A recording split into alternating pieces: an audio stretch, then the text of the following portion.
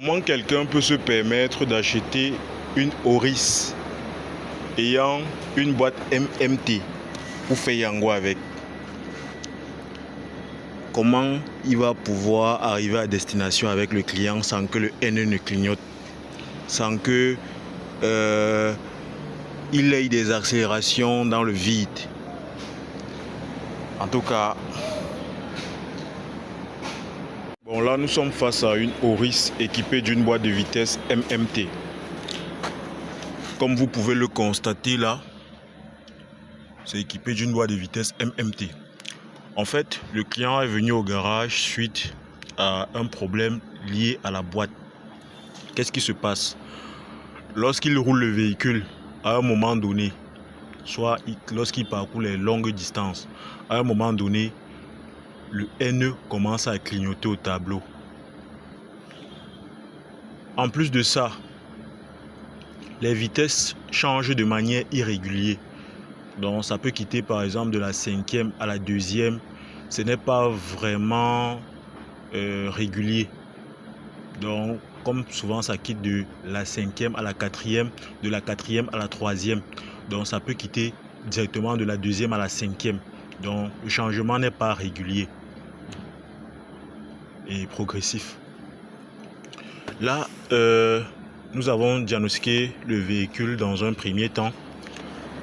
Nous avons obtenu 3 codes. Ça c'est le troisième diagnostic que nous venons de faire.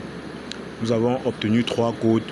Il y avait l'erreur de transmission du signal sur l'actionneur d'embrayage. Avec ces 2 codes-ci là, ça faisait 3. En réalité, ici, nous avons un problème avec le circuit de l'actionneur de changement de vitesse avant. Le problème lié au changement irrégulier là, comme ça peut quitter de la 5e à la première, 2e, de manière irrégulière là, c'est dû à cet actionneur là. Si l'actionneur à un moment donné entre en dysfonctionnement, ça peut faire ça. Maintenant, il faut noter que lorsque vous avez ce type de problème avec ce type de boîte, ne soyez pas pressé dans le diagnostic. Même si le client vous met la pression n'importe comment, soyez pas avec son véhicule parce que on a déjà eu à travailler plusieurs boîtes pareilles sur les Yaris, les Corolla Verso, tout ça. Lorsqu'on fait le diagnostic sur ce type de boîte, on doit être patient. Parce que si vous travaillez de manière avec la pression, vous allez poser un mauvais diagnostic et faire des dépenses inutiles. Donc prenez vraiment votre temps. Si le client vient y poser son problème, vous diagnostiquez, vous n'avez pas de code, laissez le client partir. Il roule jusqu'à ce que le problème surgit à nouveau. Il vient avec le véhicule, vous prenez le temps de diagnostiquer jusqu'à ce que vous allez obtenir les codes. Vous pouvez le faire même 3 fois. Là, ça va vous confirmer la pièce qui entre en dysfonctionnement. Parce que si vous faites le diagnostic par exemple une fois, ou bien le client vient, vous dites que par expérience c'est telle pièce, ça peut vous tromper. Parce qu'en réalité, lorsque vous roulez et que le NE se met à un moment donné à clignoter, on sait tous que c'est l'actionneur d'embrayage. Ça peut ne pas être ça. Ça peut être l'actionneur de changement de vitesse et non d'embrayage ou autre, ou bien même un capteur. Donc ça va dépendre vraiment. Prenez votre temps. C'est encore mieux de prendre son temps que de travailler sous la pression du client et après il gâte votre nom au quartier. Je me demande bien comment quelqu'un peut se lever un matin, décider d'acheter ce type de véhicule pour faire Yango. Comment il va pouvoir porter un client en cours de chemin, le NE ne doit pas clignoter au tableau.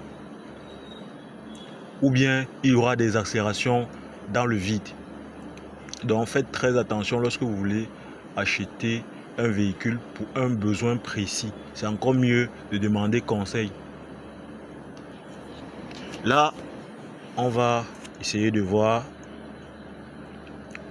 et résoudre ce problème. Bon, là Là, nous venons de terminer le démontage de l'actionneur du changement de vitesse avant. Bon, ce qu'on peut observer à vue d'œil, vous voyez, ça a brûlé. Ça a brûlé, vous voyez, ça a brûlé. Et c'est tout à fait normal que lorsqu'on roule le véhicule, à un certain moment, lorsque le moteur s'y chauffe, le rendement n'est plus le même, donc ça entre en dysfonctionnement. Ce qu'on va faire maintenant, c'est de remplacer cette pièce et le problème sera réglé. Voilà. Bon, je viens de terminer le test sur route. Pour vous dire vrai, le résultat est concluant. J'ai pratiquement fait 10 km. Déjà, même à 2 km, le symptôme revenait. Donc, ça se ressentait en fait. Là, comme on peut le constater,